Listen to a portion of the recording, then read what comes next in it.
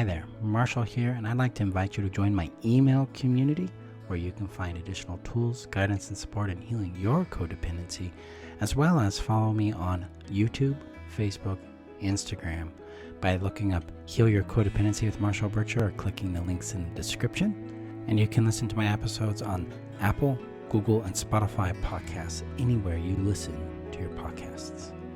And now, on to today's episode. Good morning, my friends. Welcome to this episode of Healing Your Codependency. I'm Marshall Berkshire, and I'm your guide in activating your inner advocate so you no longer need codependency to get your needs met, to have relationships, and to pursue what you want in your world. Instead, you can come from confidence and your natural self-worth. Today, I'm going to touch on a question I think we've all asked ourselves and asked others in this journey, and it might be alive in you right now, like it is for several of my students, and frequently has been throughout my life, alive in me. And that is this question of, do I matter? Because that's the question my student posed to me. Do I matter, Marshall? This is a profound question. A question that's indicative of neglect, indicative of a transactional culture, indicative of a massive amount of harm, question of doubt that has been given to this person. They were raised in a way to believe that their value, their worth as a human being, was dependent on the output they created, to the usefulness they have for others. It was never about them existing, their alive, living, breathing presence. Instead, it was about, what can I get out of you? What can you do for me? That is one of the deepest and largest tragedies of our culture and of our time, that we have been raised to believe that our value is measurable, is contingent on external factors and conditions, and that it's transactional, that it can be determined, it can be raised, it can be lowered. And that's not to say that the behavior we do or the things that we contribute to society aren't valuable or have value. That's a separate discussion about impact and about fit and compatibility.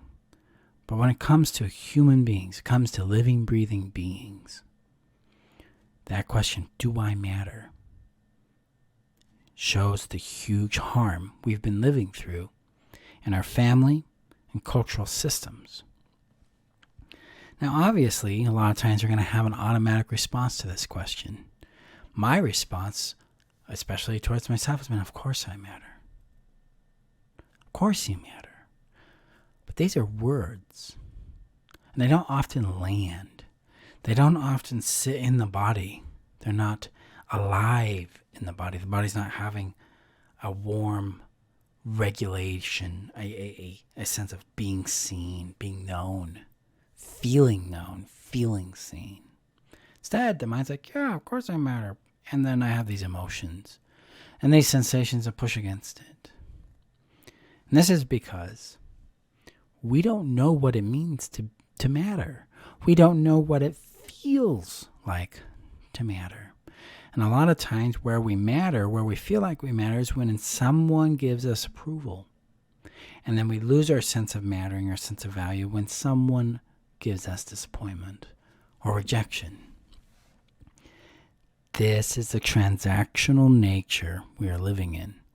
Approval, value. Rejection, no value.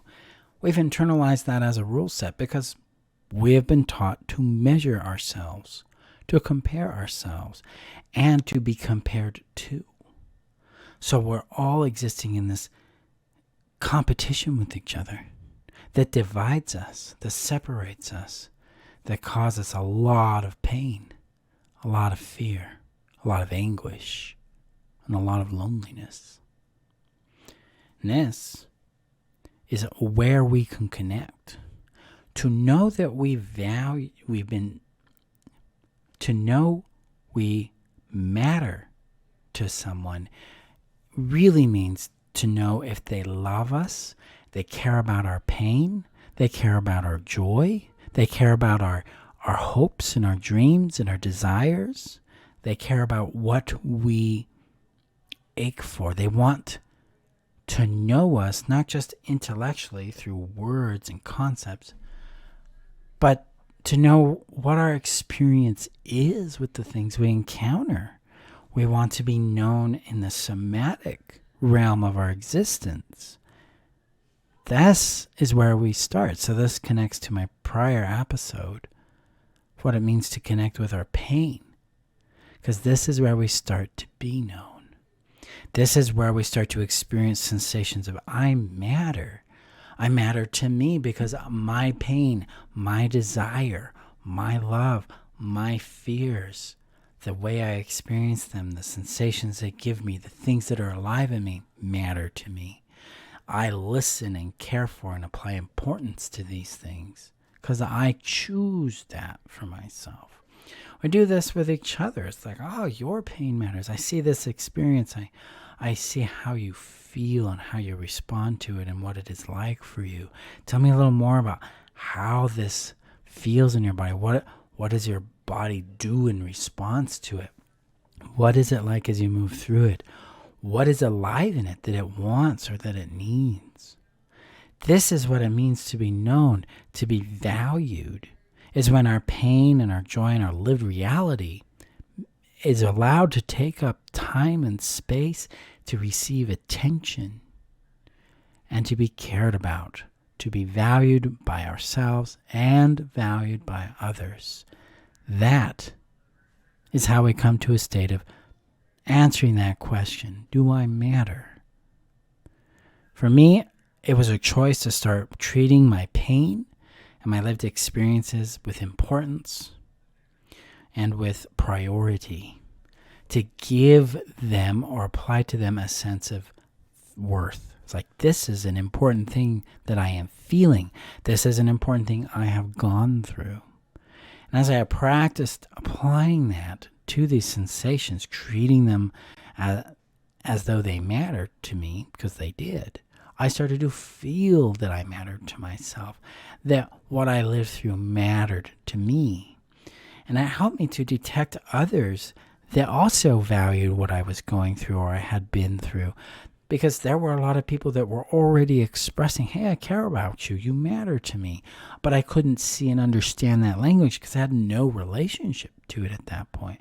Especially in the somatic space where I could feel it. So this is one of our challenges, is coming into awareness and aliveness about what it means to be valued and to value ourselves. My friends, this is our work, to come in and discover for ourselves our intrinsic mattering, our intrinsic worth. I teach a concept called the indomitable worth or innate value premise, where I personally believe we all are born with this intrinsic worth, this intrinsic mattering. Our work is to understand it, to start to feel it, to start to know it, and then from there it starts to help us understand more about who we are, who we want to be, and what we want to bring into the world. This is not a matter that I recommend taking lightly, because a lot of times we're like, okay, it won't matter.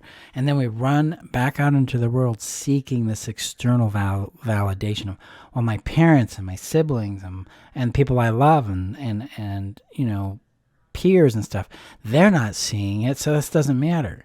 That's that transactional paradigm getting in the way. The real value is I matter, and other people are going to do what they do.